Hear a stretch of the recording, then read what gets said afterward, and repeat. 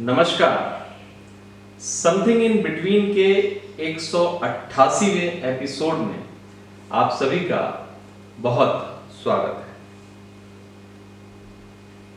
Corona की दूसरी लहर ने सारी दीवार गिरा दी है। मानवता शर्मसार होकर शून्य में निहार रही है। कब्रिस्तान और शमशान का भेद मिट गया है। धर्म का झंडा उठाने वाले लाशों में बदलते जा रहे हैं। जिस अस्पताल में जीवन मिलता था वहां लाशों के ढेर हैं।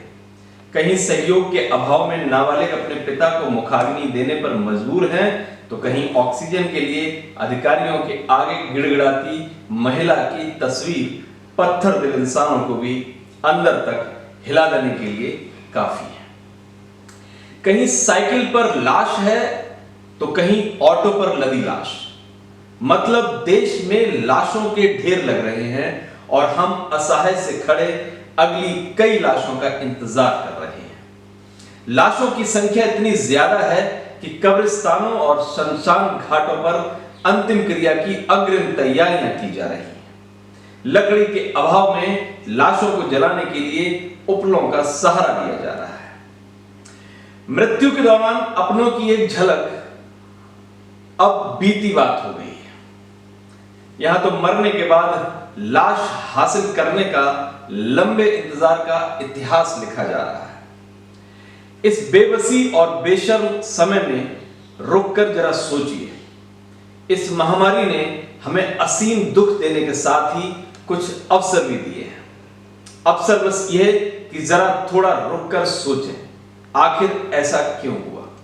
आखिर अदद ऑक्सीजन बेड वेंटिलेटर के अभाव ने हजारों लाशें क्यों बिछा दी? जाहिर तौर पर इस महामारी का सामना करने का हमारे पास सामर्थ्य ही नहीं था। हमारे पास न तो पर्याप्त मात्रा में अस्पताल थे और ना ही डॉक्टर। जरूरी उपकरण और दवाइयां हैं। यह आजादी के 7 दशक के बाद हमारा हासिल है। ऐसा हासिल कि ऑक्सीजन और दवा के लिए हमें बांग्लादेश, भूटान जैसे देशों की मदद लेनी पड़ी। कहां तो खुद को विश्व गुरु होने का दम्भ था, कहां पूरी दुनिया हम पर हंस रही है। एक झटके में हम दुनिया के कई देशों के रहमो करम पर आश्रित होकर रह गए।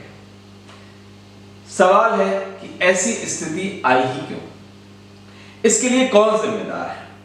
जाहिर तौर पर वर्तमान परिस्थितियों के अनुरूप में देश की राजनीतिक सत्ता को इसके लिए जिम्मेदार ठहरा सकते हैं। राजनीतिक सत्ता वैसे सही मायने में जिम्मेदार भी है।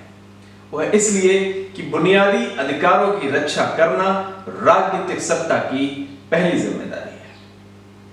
वर्तमान समय तो संविधान प्रदत्त सबसे बड़े जीवन जीने के अधिकार का है और इस सबसे बड़े अधिकार की रक्षा करने में राजनीतिक सत्ता नाकाम रही है। इसके लिए इनकी लानत मलामत होनी ही चाहिए।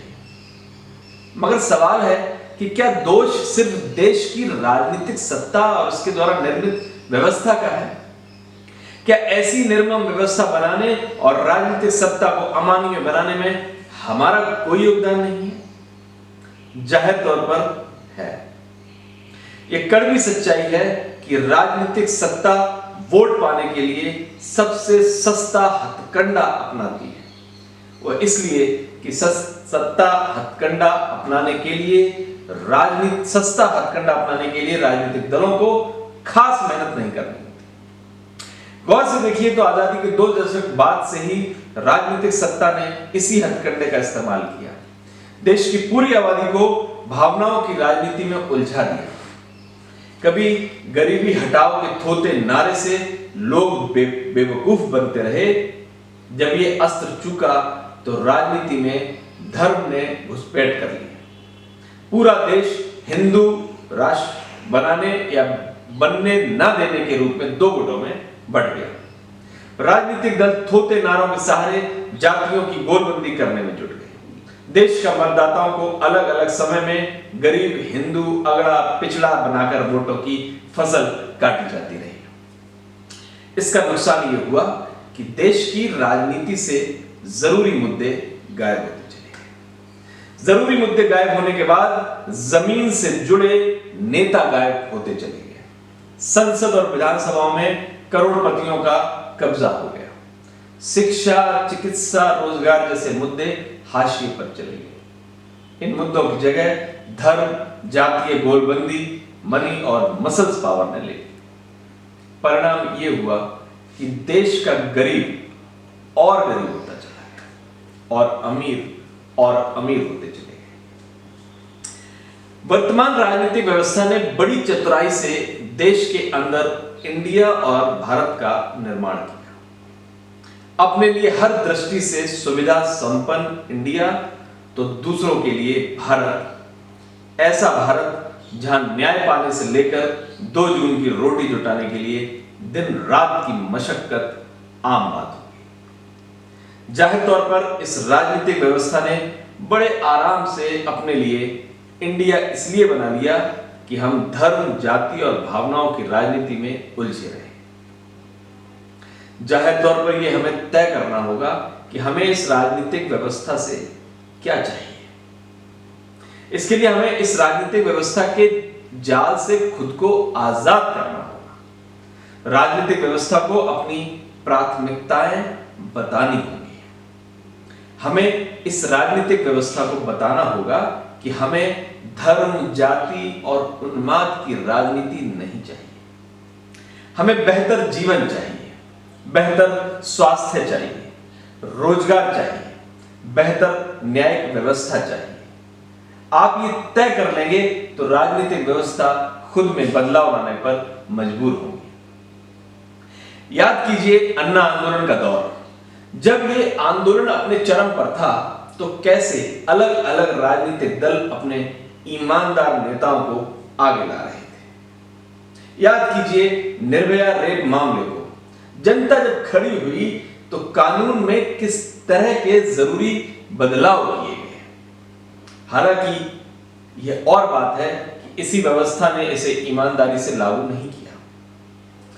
आप और हम मजबूती से अपने स्टैंड पर खड़े रहेंगे तो व्यवस्था जरूर बदलेगी। सामान्य लोगों का प्रतिनिधित्व करने वाले लोगों को राजनीतिक दल टिकट देने पर मजबूर होंगे।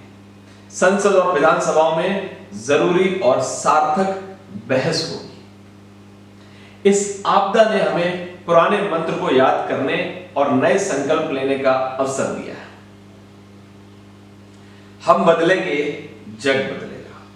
हम बदलेंगे तो यही राजनीतिक व्यवस्था गिरगिट की तरह रंग बदलकर जनोन्मुखी हो जाएगी। एक बार कोशिश तो कीजिए। कोशिश करने में क्या हो जाए, फैसला आपके हाथों में।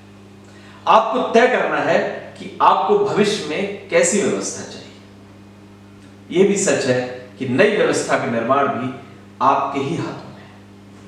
नमस्कार।